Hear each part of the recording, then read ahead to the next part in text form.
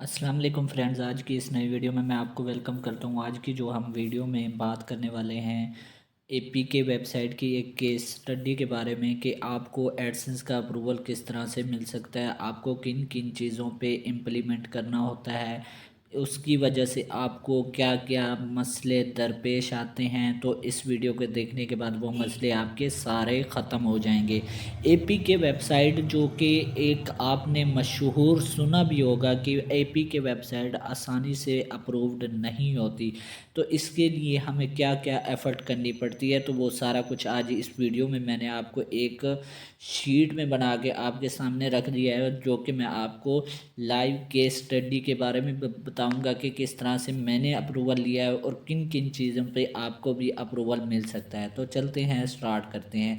सबसे पहले मैं आपको वेबसाइट बता देता हूँ। यहाँ पे देखें तो आपको एक मेरी वेबसाइट दिख रही है apkhistory.com। अगर आप इसको यूज़ करना चाहें आप जाके इसको देख भी सकते हैं और आप इसको लाइव चेक भी कर सकते हैं कि क्या क्या चीज़ इस पे इम्प्लीमेंट हुई हुई है।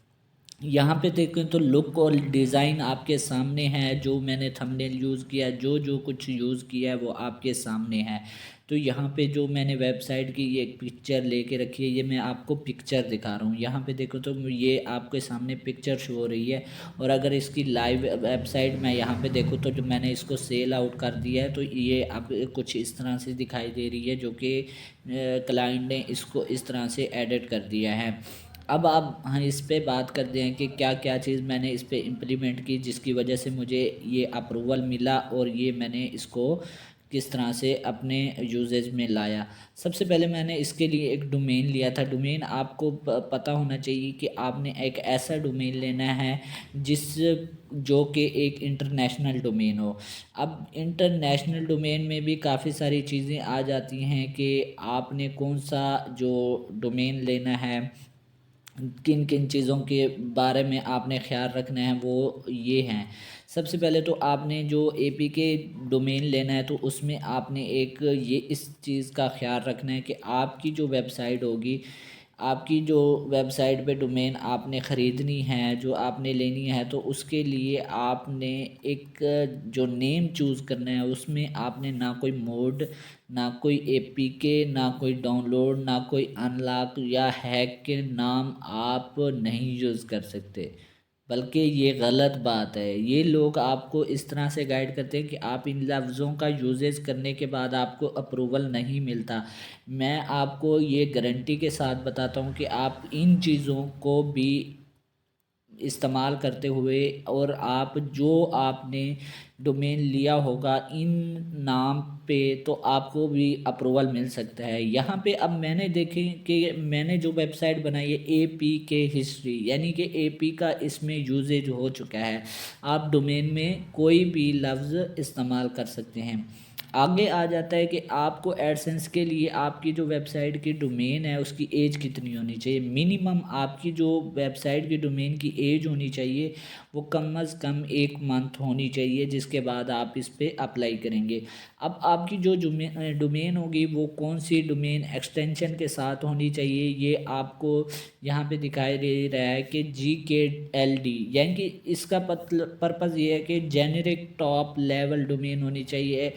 ऐसी डोमेन जिसकी एक्सटेंशन .com, .in या इस तरह के .net, इस तरह से इंटरनेशनल डोमेन होनी चाहिए। उसके बाद अब आप ये सोच रहे होंगे कि हम जो एपी के वेबसाइट बनाने वाले हैं उसमें अगर हमारी शॉर्ट डोमेन होगी तो क्या उस पर अप्रूवल मिलेगा? जी दोस्तों, शॉर्ट पे भी मिल जाएगा, आपको लॉन्ग वर्ड में भी मिल जाएगा। अगर आपकी साइट का वेबसाइट का नाम डोमेन जो है वो छोटा है तो भी आपको अप्रूवल मिल जाता है, और अगर आपकी वेबसाइट का नाम बड़ा है तो आपको फिर भी अप्रूवल मिल जाता है। सेकंड में आ जाते हैं मेन यूजेज जिसका इस्तेमाल हम अपनी वेबसाइट में करते हैं। सबसे पहले तो हम थीम यूज़ करते हैं अपनी वेबसाइट में। तो थीम लोग बहुत सारे दोस्तों के जहन में होगा कि थीम हमारे पास फ्री में होनी चाहिए या प्रीमियम यानी कि पेड वर्जन होना चाहिए। दोस्तों, इसके लिए कोई मखसूस नहीं है इस चीज़ के लिए।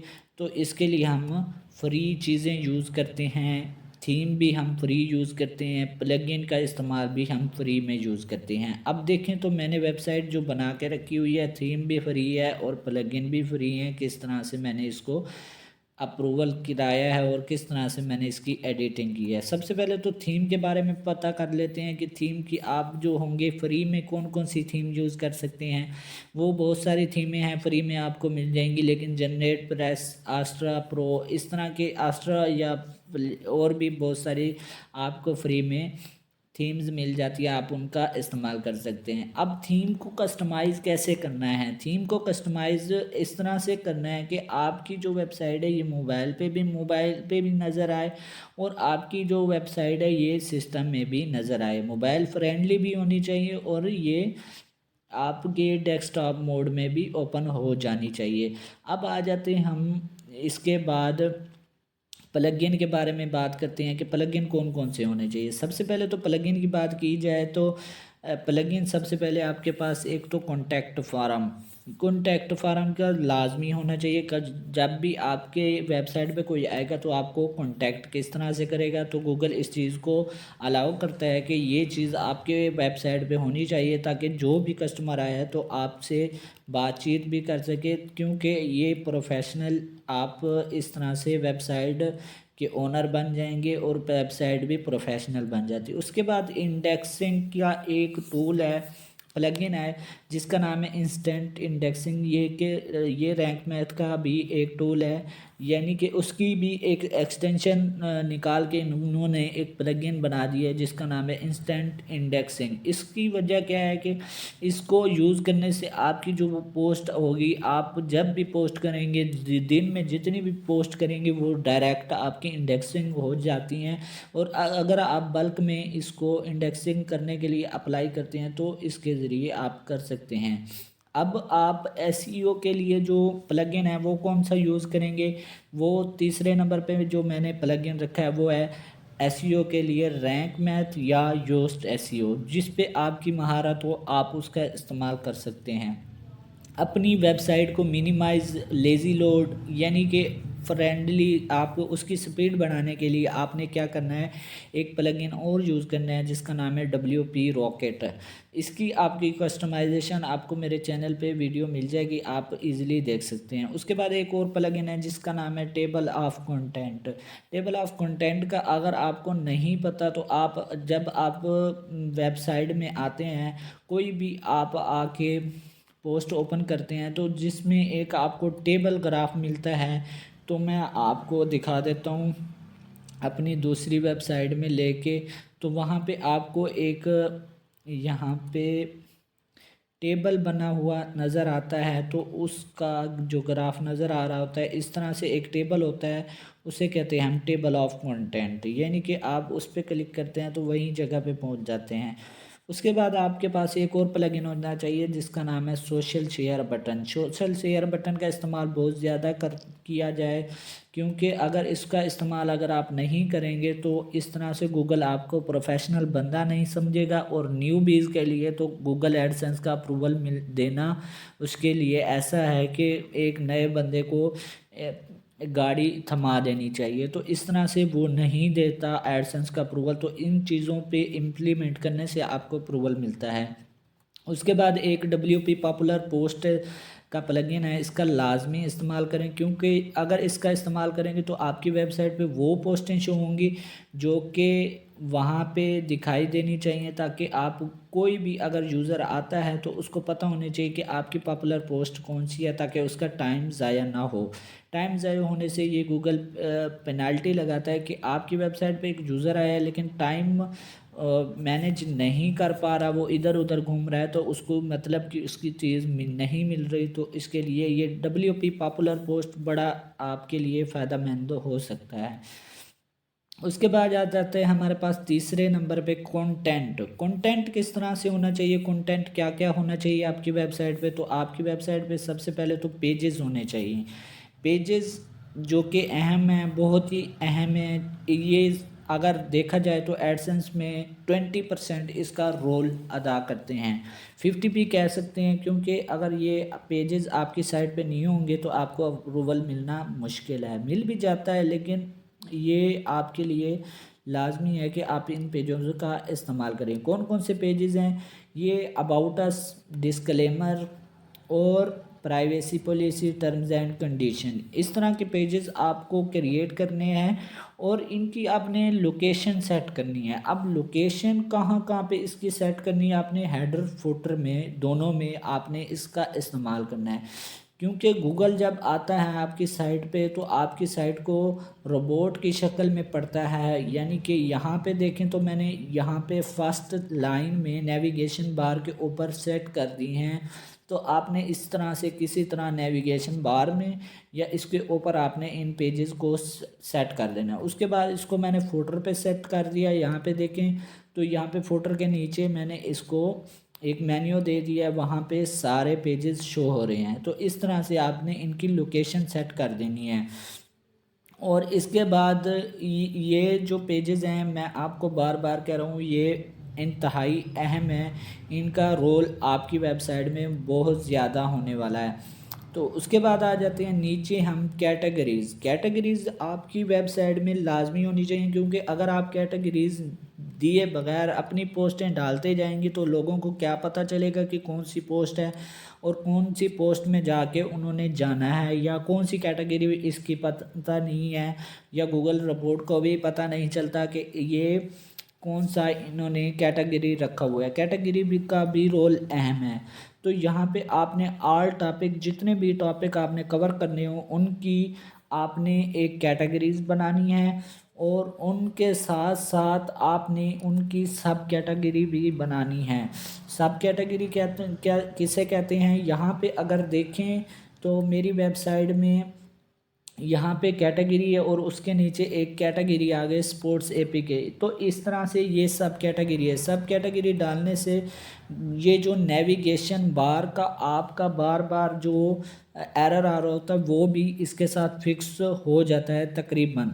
तो उसके बाद यहाँ पे नेविगेशन में आपने सब मेन्यू लाजमी डालने। अब जो कैटेगरीज आपने डाली हैं वो ख्याल रखें कि उनमें कोई ना कोई पोस्ट लाजमी होनी चाहिए, यानी कि एक दो पोस्टें लाजमी होनी चाहिए। सिफर वाली कैटेगरी आपने उसके ऊपर नहीं रखना। तो आपने उन कैटेगरीज़ का इस्तेमाल नहीं करना। लोकेशन मैंने आपको बता दी है कि एक तो आपने, दोबारा बता देता हूँ, नेविगेशन में, यहाँ पे नेविगेशन में आपने कैटेगरीज़ को रखना है जो कि सब मेन्यू भी हों, और उसके बाद आपने इसको साइड बार में भी एक दफ़ा कैटेगरीज़ रख देनी है। सब कैटेगरीज़ आपकी कैटेगरीज जो साइड बार में, ये भी आपको बेनिफिट देती है। जब यूज़र आता है तो आपकी साइड में स्क्रॉल कर रहा होता है तो आपको साइड में कैटेगरीज उनको मिल जाती हैं, जिसकी वजह से उसको आसानी मिल जाती है। उसके बाद अगर फुटर में भी आप इनको दे देंगे तो इस तरह से भी आपको गूगल इस चीज़ को अच्छा समझता है कि कैटेगरीज़ को एक प्रॉपर लोकेशन के साथ उन्होंने सेट किया हुआ है। उसके बाद मेन चीज़ जो आ जाती है कंटेंट में, हमारी पोस्ट। अब पोस्ट की कैसी होनी चाहिए, कितनी होनी चाहिए, मेन सवाल जो होते हैं यूज़र के वो मैं आपको बताने वाला हूँ। सबसे पहला सवाल तो होना चाहिए कि आपका जो कंटेंट है वो रियल होना चाहिए। कोई ये नहीं है कि आपने कहीं से उठाया, कहीं से डाल दिया, कॉपी कर दिया, रीराइट कर दिया, इस तरह का कंटेंट नहीं चलेगा। तो उसके बाद आपने क्या करना है कि कम अज़ कम जो पोस्टें लिखनी हैं, वो दोस्तों की ये रिक्वेस्ट होती है, ये सवाल होता है कि कितनी पोस्टें हमारी होनी चाहिए साइट पे जिस पे हमको अप्रूवल मिले। तो मिनिमम जो है वो 30 to 35 जो हैं आपने पोस्टें लिखनी है, अपनी ऐप के रिव्यू देने हैं, जिनकी वर्ड्स की मिकदार कम अज़ कम 1.5 की, यानी कि 1500 वर्ड का होना लाजमी है। 1500 वर्ड का होना लाजमी है। उसके बाद आपने एक और चीज़ का जो ख्याल रखना है अपने कंटेंट में, आपने मोड, एपीके, डाउनलोड, कीवर्ड इस तरह का यूज़ नहीं करना। आपने हेडिंग में यूज़ नहीं करना, अपने पैराग्राफ में यूज़ नहीं करना, कंटेंट में कहीं भी इन 3-4 चीज़ों का यूजेस किसी भी जगह पे नहीं करना। हाँ, मैंने आपको ये बताया था कि आपने डोमेन में यूज़ करना है, डोमेन जो ख़रीदेंगे उसमें आप यूज़ कर सकते हैं, लेकिन आप इसमें हरगिज़ यूज़ नहीं कर सकते अपने कंटेंट में।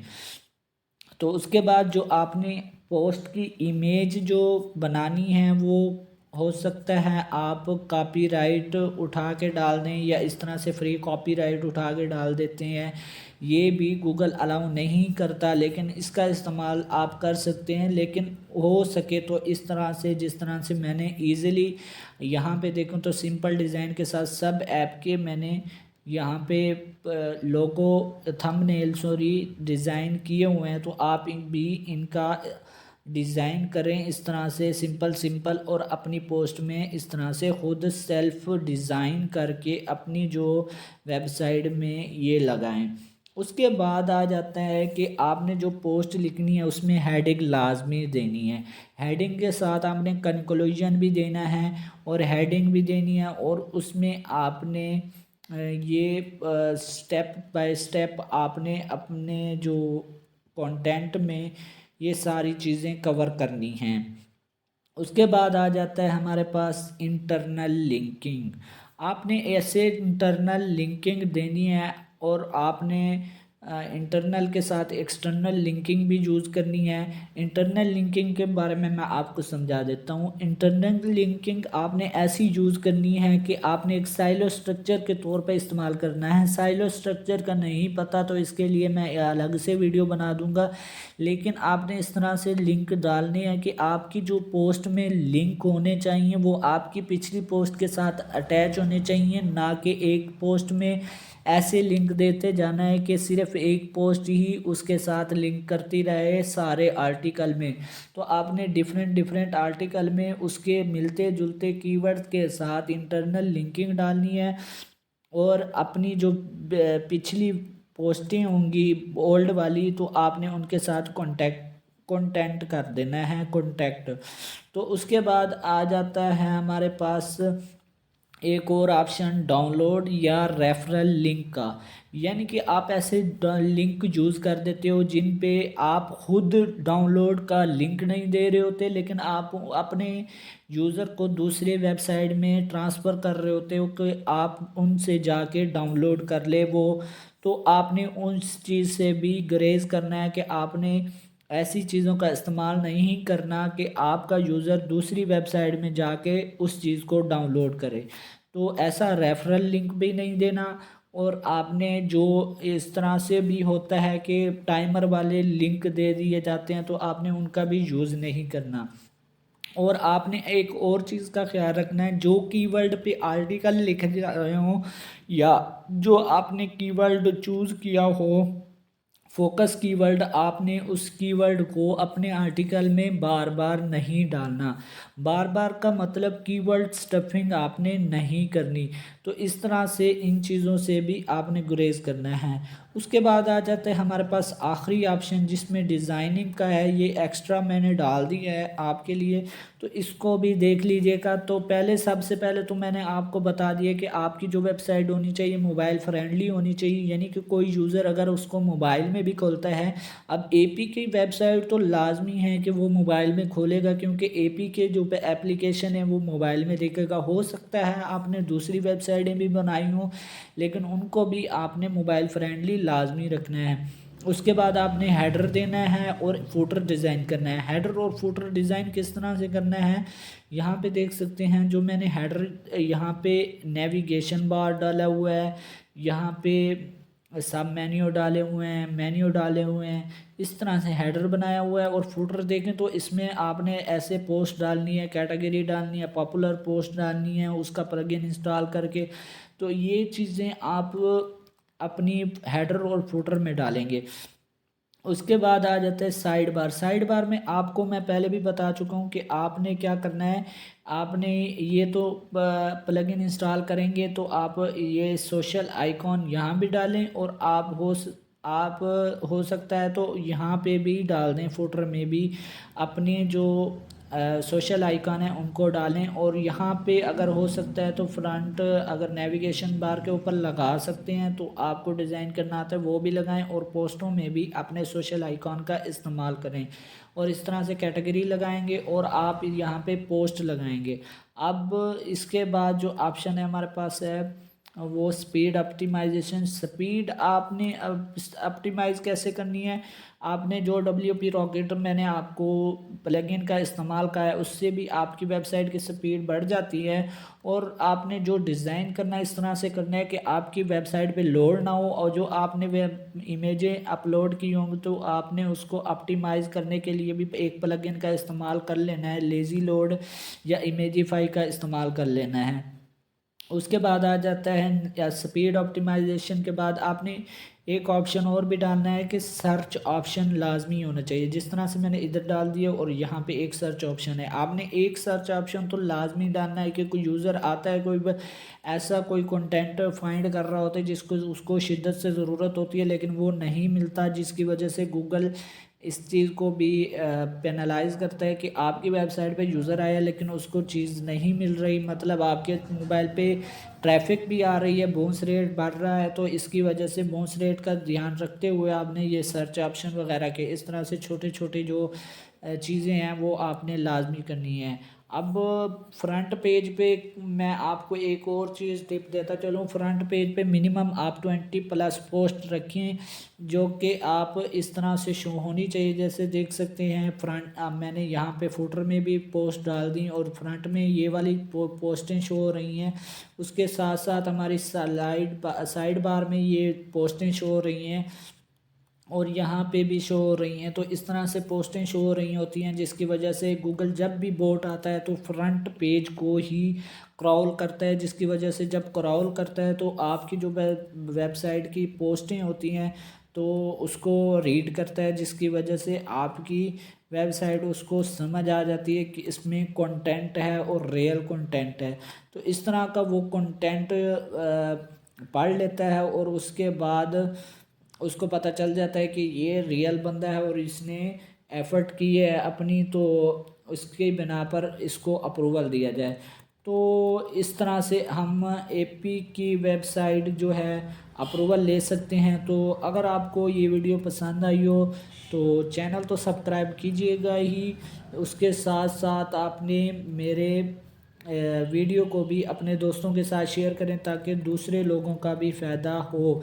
अगर आपको ये शीट चाहिए हो तो आप मेरे से कांटेक्ट कर सकते हैं, कमेंट्स कर सकते हैं या इनबॉक्स आ सकते हैं, तो मैं आपको ये चीज़ प्रोवाइड कर सकता हूँ। तो दोस्तों ये थोड़ी सी एफ़र्ट की मैंने आपके लिए, अगर आपको पसंद आई हो तो लाजमी मेरी जो दिल आज़ारी ना कीजिएगा और कमेंट्स में अपनी राय का इजहार लाजमी कीजिएगा। तो मिलते हैं अगली एक नेक्स्ट वीडियो में इसी के साथ ही।